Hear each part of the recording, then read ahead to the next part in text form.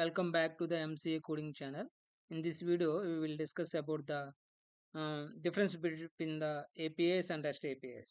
So మన front end develop గురించి నేర్చుకున్నా బ్యాక్ ఎండ్ డెవలప్మెంట్ అవ్వాలన్నా సో మనం మెయిన్గా బేసిక్గా వర్క్ చేసేది ఏపీఎస్ మీద. So without knowing about the APS and rest APS we can't do properly where we can choose the front end or back end.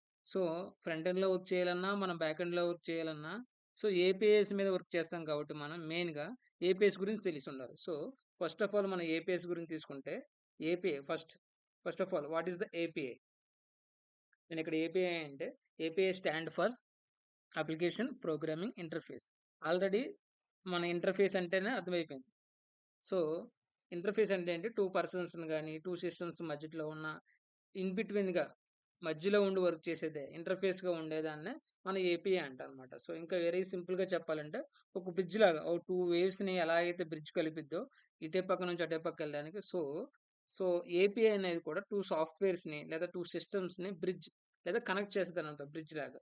So API అంటే అది మీద API stands for application programming interface. It simply say that API is just like a bridge. It connect the two software systems or it connect the two waves. Okay, API is a bridge. It's between the two systems. So ఇంకా real time example మనం చూడాలంటే ఇక్కడ చూడండి, రాజు వచ్చాడు, so Srikanth వచ్చాడు. రాజు సాక్షితో మాట్లాడాలంటే సాక్షి కదా, రాజు సాక్షితో మాట్లాడాలంటే ఇక్కడ ఏం చేయాలి? రాజు సాక్షితో మాట్లాడాలంటే సెల్ ఫోన్ ఉంది ఇక్కడ మీడియేటర్. సో సాక్షి రాజుతో మాట్లాడిన మీడియేటర్ అంటే సెల్ ఫోన్ ఉంది. సో ఇక్కడ ఏపీఐ ఇక్కడ వర్క్ చేసేది ఏంటి, సెల్ ఫోన్. సో ఇది ఒక రియల్ టైం. అంటే మనం ఇంకో రియల్ టైం చూసుకుంటే మనం ఏ రెస్టారెంట్కి వెళ్ళిన తర్వాత డైరెక్ట్గా మన కిచెన్లోకి వెళ్ళి మనకి ఏం కావాలని ఆర్డర్ చేయం కదా. సో వెయిటర్ మన దగ్గరికి వస్తాడు, మనం ఏం చేస్తాం, మనకు అక్కడ రెస్టారెంట్కి వెళ్ళగానే మనం రెస్టారెంట్లో యు ఆర్ ద కస్టమర్, నేను కస్టమర్ అవుతాను. సో వెయిటర్ వస్తాడు, కిచెన్ ఇది. సో 3 పార్ట్స్, ఒకటేమో కస్టమర్, ఇదేమో waiter, second part, third part వచ్చేటప్పటికి ఏంటి, కిచెన్. సో దీన్నే మన రియల్ వరల్డ్కి వెళ్తే యు ఆర్ ద కస్టమర్ కదా, కిచెన్ ఈజ్ ద సర్వర్ అయింది, you are the customer, kitchen is the server, waiter ఉంటాడు కదా నీ రిక్వైర్మెంట్ అని తీసుకెళ్తారు, వెయిటర్ ఇది ఏపీఐ అనమాట. సో సింపుల్గా చెప్పా, customer is the server, customer అన్న you are the customer, kitchen is the server, waiter is the API. So మన ఫ్రంట్ ఎండ్లో రిక్వెస్ట్ ఇస్తే బ్యాక్ ఎండ్ నుంచి మనకి రెస్పాన్స్ ఎలా వస్తుందో, సో ఇక్కడ ఫ్రంట్ ఎండ్ అంటే కస్టమర్ మనం వస్తున్నాం, వచ్చి వెయిటర్కి చెప్తున్నాం బిర్యానీ కావాలరా బాయ్ అని. సో వెయిటర్ వెళ్ళి డైరెక్ట్గా కిచెన్లోకి వెళ్తాడు, కిచెన్లోకి వెళ్ళి కిచెన్లో ఆర్డర్ ఇస్తాడు, ఫుడ్ ప్రిపేర్ చేస్తాడు, బిర్యానీ కావాలంట కస్టమర్ కంటే. ఇక్కడ ఈ యొక్క కిచెన్లోకి వచ్చి వెయిటర్ ఫుడ్ తీసుకుని వెళ్తాడు ప్రిపేర్ అయిపోయిన తర్వాత. ఇక్కడ వెయిటర్ ఏం చేస్తాడు, మళ్ళీ కస్టమర్ దగ్గరికి వచ్చి బిర్యానీ ఇస్తాడు, నువ్వేమి ఆర్డర్ చేస్తావో ఆ రిక్వెస్ట్ ఇస్తాడు. సో ఇక్కడ కస్టమర్కి కిచెన్కి మధ్యలో వెయిటర్ ఎలా పనిచేస్తున్నాడు, సో బిట్వీన్ మనం వెళ్తలేదు ఇక్కడ డైరెక్ట్గా, ఇక్కడ వెయిటర్ ఎలా పనిచేస్తున్నాడో ఏపీఐస్ కూడా అలాగే సేమ్ వర్క్ అవుతాయి అనమాట. సో అటు ఫ్రంట్ ఎండ్కి ఇటు బ్యాక్ ఎండ్కి, ఫ్రంట్ ఎండ్ ఇచ్చిన సెండ్ చేసిన రిక్వెస్ట్ని బ్యాక్ ఎండ్ నుంచి డేటా తీసుకొచ్చి మనకి రెస్పాన్స్ ఇస్తుంది. సో ఇప్పుడు మనం ఏం చేస్తామంటే front end development course notes అని పెట్టామనుకో, లేదా రోడ్ మ్యాప్ అని ఎలాగ గూగుల్లో సెర్చ్ చేస్తే గూగుల్లో మనం ఇచ్చాం ఏంటి, మనం ఇచ్చింది ఏంటి, రిక్వెస్ట్ ఇచ్చాం, రెస్పాన్స్ బ్యాక్ ఎండ్ నుంచి వస్తుంది కదా, ఆ రెస్పాన్స్ తీసుకొచ్చేది అట్లనే ఏపీఎస్ అంటారు అనమాట. సో ఏపీఐ అంటే అర్థమైంది మనకి. So real world example, so restaurant మనం ఏంటంటే అనుకున్నాం కదా, you are the customer, kitchen is the server, waiter is the API. So you give the order to waiter gives the order to kitchen. So అంతే కదా, మన వెయిటర్కి order ఇస్తే ఆడు కిచెన్లోకి వెళ్ళి చెప్తాడు, అరే ఇలా కిచెన్ ఏం చేస్తుంది, బిర్యానీ ప్రిపేర్ చేస్తుంది. మళ్ళీ ఎవరు తీసుకొస్తారు, అది ఏపీఐ తీసుకొస్తారు, ఇన్ ద సెన్స్ ఆఫ్ వెయిటరే తీసుకొస్తాడు. సో అర్థమైంది అనుకుంటున్నాను ఏపీఐ ఎలా వర్క్ అవుతుందో. సో అంతే, ఫ్రంట్ ఎండ్ ఇచ్చే రిక్వెస్ట్ నుంచి బ్యాక్ ఎండ్ నుంచి వచ్చే రెస్పాన్స్, ఇవన్నీ ఇక్కడ మనం తెలుసుకున్నాం ఈ యొక్క సింపుల్ ఎగ్జాంపుల్ ద్వారా. సో ఏపీఐ అంటే అర్థమైపోయింది, API is application programming interface. It's acts like a bridge, connect the two systems or two persons. So middleware communication system is API. So మిడిల్గా పనిచేస్తుంది కాబట్టి ఏపీఐ, దాన్ని ఇలా కూడా అనొచ్చు. So what is the rest APIs? Rest APIs ఏంటంటే, now what is the rest API? Rest API is just one type of API. ఇక్కడ rest ఏపీఎస్లో ఇక్కడ చాలా టైప్స్ ఉంటాయి. గ్రాఫ్ ఏపీఐ అని ఇలాగా. సో, అందుకనే వన్ టైప్ ఆఫ్ ఏపీఐ అని చెప్పాను.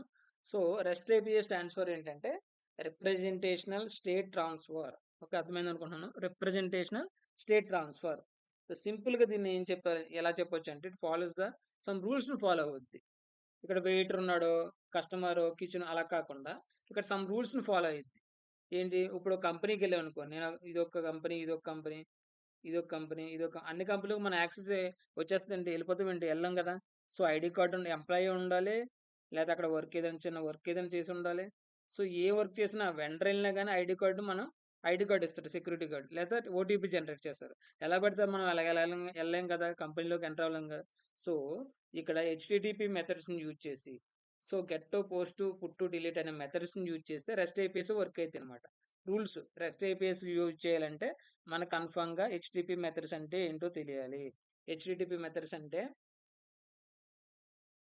హెచ్‌టిటిపి మెథడ్స్ అంటే మనకు తెలియాల్సి ఉంటది. HTTP. So, this stands for ఏంటంటే హైపర్ టెక్స్ట్ ట్రాన్స్‌ఫర్ ప్రోటోకాల్ అంటారనమాట. ఈ ప్రోటోకాల్స్‌ని యూజ్ చేసి protocols is nothing but rules అనమాట. సో, ఈ రూల్స్‌ని యూజ్ చేసుకొని మనం క్రియేట్ చేసే ఏపీఐస్‌నే రెస్ట్ ఏపీఐస్ అంటారు. సో, యూజ్ ద స్ట్రక్చర్ దీనికి ప్రతి దానికి ఒక స్ట్రక్చర్ ఉంటది. ఎందుకంటే గెట్ అనేది ఒకటి, పుట్ అనేది ఒకటి, తర్వాత డిలీట్ అనేది ఒకటి, పోస్ట్ అనేది ఒకటి. సో, ఈ 4 టైప్స్‌గా వర్క్ అయితాయన్నమాట. సో, అందుకనే స్టీమ్‌లెస్ కమ్యూనికేషన్ ఉంటది. రియల్ వరల్డ్ ఎగ్జాంపుల్ మనం చూస్తే ఇప్పుడు బిల్డ్ చేద్దాం. ఒక స్టూడెంట్స్ మేనేజ్‌మెంట్ సిస్టమ్ తీసుకుంటే గెట్ అని చెప్పానా? గెట్, పుట్, డిలీట్, పోస్ట్ అని చెప్పాను కదా! ఈ 4 మెథడ్ ఎలా వర్క్ అయిద్దంటే గెట్ అంటే all the data students company ఒక సాఫ్ట్‌వేర్ ఇంజినీర్ స్టూడెంట్స్ ఉన్నారు. లేతే ఒక స్టూడెంట్స్ మేనేజ్‌మెంట్ సిస్టమ్ అనుకున్నాం కాబట్టి మనం. స్టూడెంట్స్ క్లాస్‌లో ఉన్న స్టూడెంట్స్ అందరూ వచ్చేస్తారు. గెట్ స్టూడెంట్స్ అని కొట్టగానే ఏపీఐలో.